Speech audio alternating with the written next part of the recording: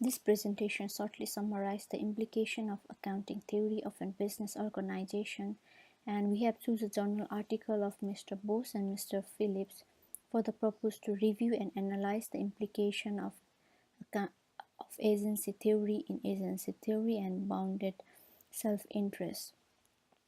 As a part of introduction, accounting theory is continuously being modified and improved worldwide. This means that the importance of accounting theory has grown in a recent time. Moreover, the firm adopt and implement the accounting theory depending on the nature of business and other related criteria. As this theory draws attention to the behavior of certain CEOs and board, which leads to losses for the society.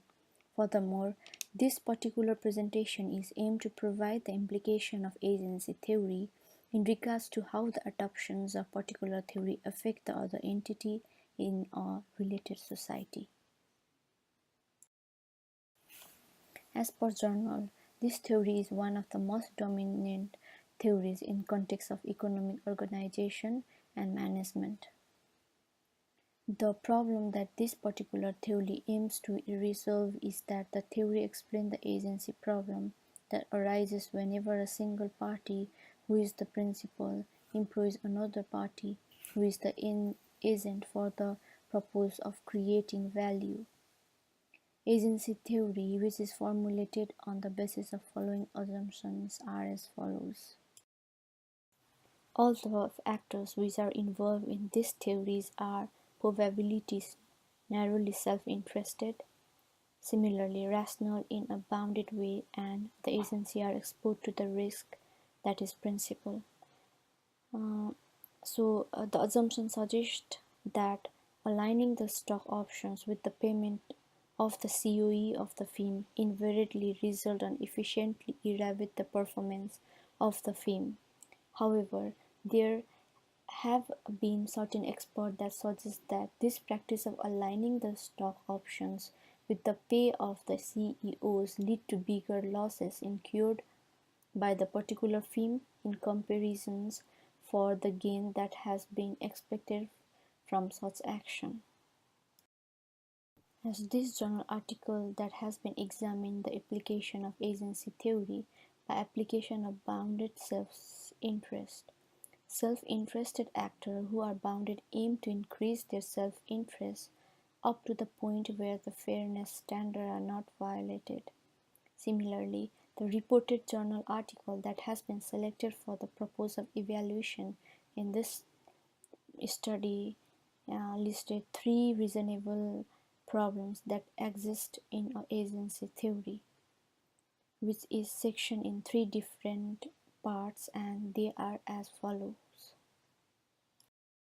Firstly, the CEOs, with the perspective that the board treats them better than their own expectation, will automatically work in an improved manner, which will lead to improvement in the performance of the particular firm. So this will lead to the inaccruance of the agency benefits.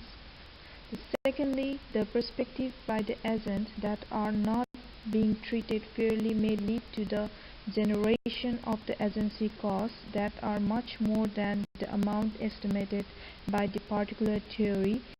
This is because the particular executives who are self-interested in a bounded way will, in all probabilities, incur additional cost in order to re-establish what is right in the organization. Thirdly, the major contribution by the agency theory takes into consideration that the executives of a particular organization are in all probabilities narrowly self-interested. A CEO who is self-interested in a bounded way will be a better example for the society than the CEOs who is narrowly self-interested. The author of the journal states the extent by which the expectation of justice and fairness are realized and accepted by the CEOs will have a similar ripple effect through the society, which is a positive mechanism. Thus, the welfare of the agent can be achieved by the application of the agency theory. The board of directors act as the principal while the CEOs act as the agent who have been hired to increase the values of the firm by resulting in the efficient management of the firm. A particular society to the agency problem that is recommended by the agency theory is that the alignment of the interest of the organization with that of the CEOs by the facilitating the providence to the CEOs to hold the equity or buy equity in the firm. The most contrasting theory to the agency theory is the stewardship theory, which offers alternative to agency theory. It explains by the situations in which managers of an organization do not need the alignment of their individual goals with the organizational goals, but the manager himself can act as the steward for the aligning his motive with the objective of the organization.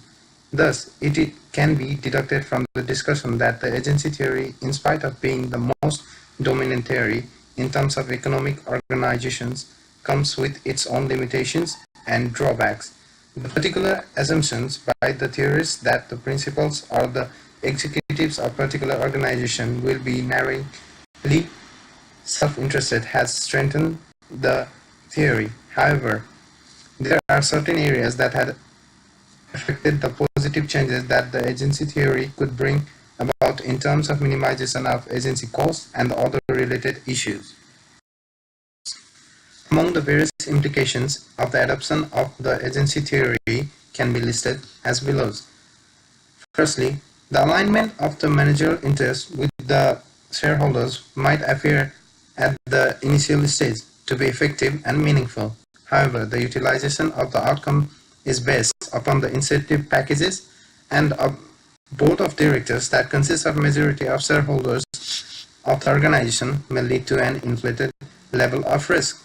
Secondly, the different studies suggest that the different solutions provided by the theory for resolving the issues of the agency problem, like small board size and remuneration associated with the options or stocks, have been found to result in increased amount risk that can be undertaken by the firm adopting the agency theory.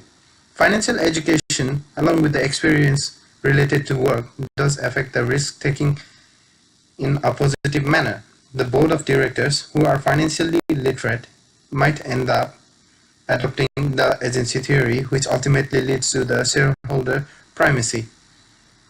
There have been studies that support this particular theory and believe that the agency theory can lead to development of conceptual framework which can be utilized as the foundation of the management accounting. The agency theory also results in effective dealing of numerous situations that involves a principal and agent. For an instance, a portfolio manager is an agent to his client who can act as the principal. Based on the finding, comparison, and implication of the agency theory, following conclusions can be drawn. The framework that can be developed by following the agency theory has a high degree of relevance in terms of studying the behavior by the different entities in the organization.